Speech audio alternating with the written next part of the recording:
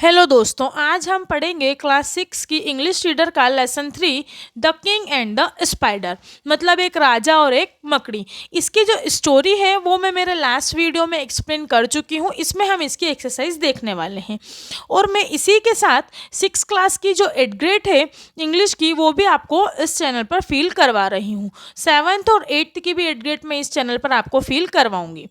तो हम शुरू करते हैं।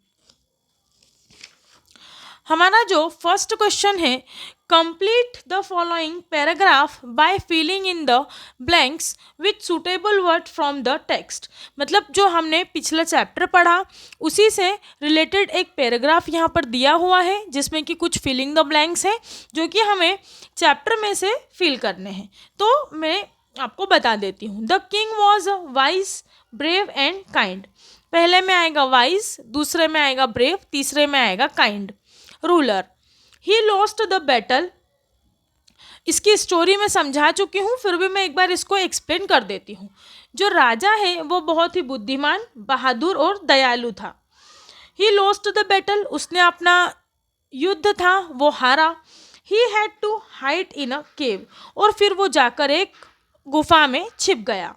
ही वॉज वेरी सैड, वह बहुत दुखी था, एंड वरीड, और बहुत परेशान भी था। ही सो अ स्पाइडर, उसने एक मकड़ी को देखा। गोइंग अप द वॉल, जो कि ऊपर चढ़ रही थी। At last the spider succeed, और आखिरी में जो मकड़ी थी वो सफल हुई इन क्लाइंबिंग द वॉल, दीवार के ऊपर चढ़ने में। The king got his confidence back, तो राजा को भी अपना आत्मविश्वास फिर से आ गया। ही फाइनली डिफिटेड हिज एनिमी, और उन्होंने अपने शत्रुओं को हरा दिया। तो इस प्रकार से जो फिलिंग द ब्लैंक्स है वो आप फिल कर लीजिएगा। नेक्स्ट क्वेश्चन है, use the word from the box to complete the following phrases. ऊपर कुछ फ्रेज दिए हुए हैं, इसे हमें नीचे फिल करना है।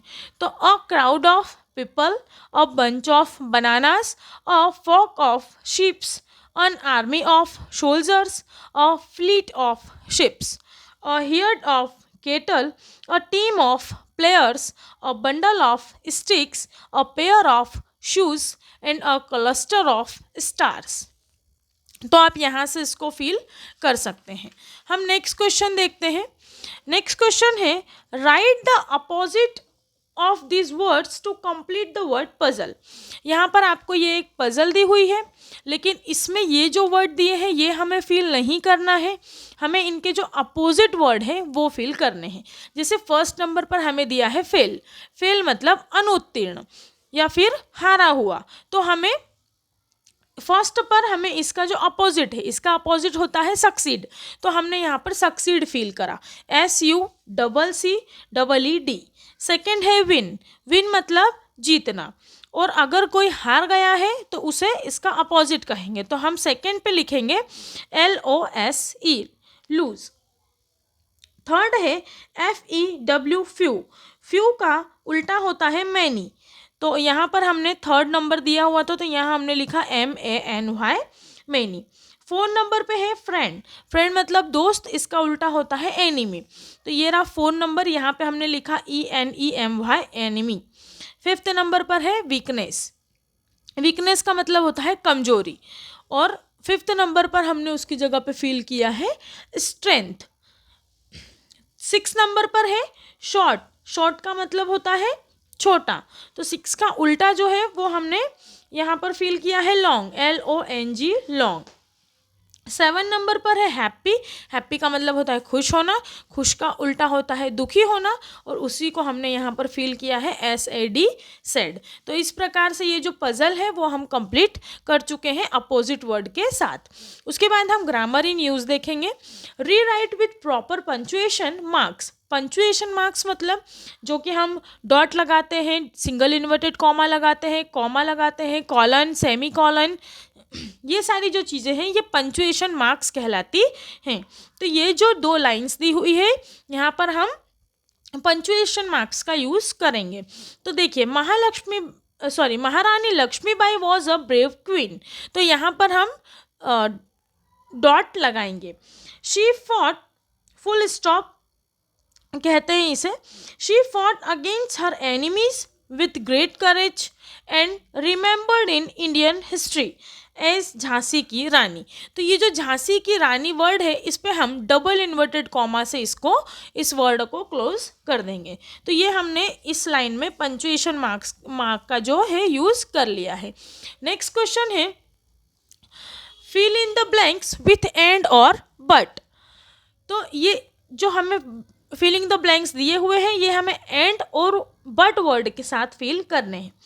तो देखिए आप, Ram and Shyam both like to play, Ram like to go to school but Shyam does not like school at all. Ram keep his room neat and tidy but Shyam keep his room untidy.